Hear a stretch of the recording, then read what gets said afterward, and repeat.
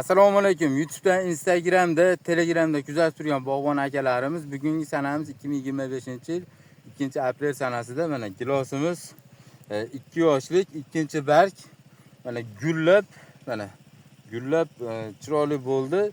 Hozir sizlarga bu ko'chatni qilinadigan ishlovlarini qo'yib boramiz. Bu videomiz yoqqan bo'lsa, like bosib o'tib ketasizlar. Agar bizga podpiska bo'lib obuna bo'lsalaring, shunaqa qiziq videolarni birinchilardan bo'lib ko'rasizlar.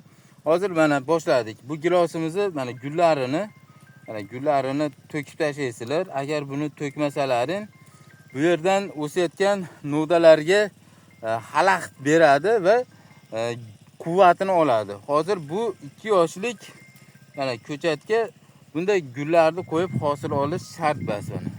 Mana shu holatda mana to'kib tashlaysizlar.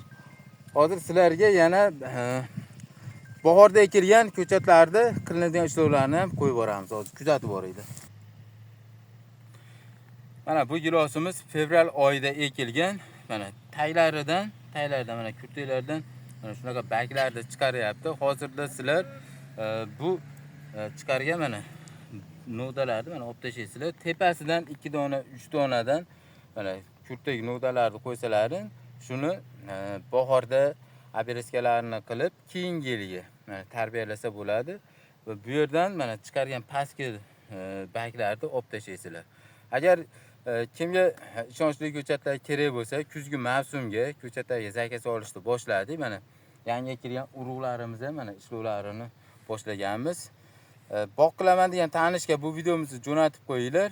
Kuzgi mavsumga ko'chatlar kerak bo'lsa, nomerlarimizni yozib qoldiramiz, bemalol zakaz beraverasizlar.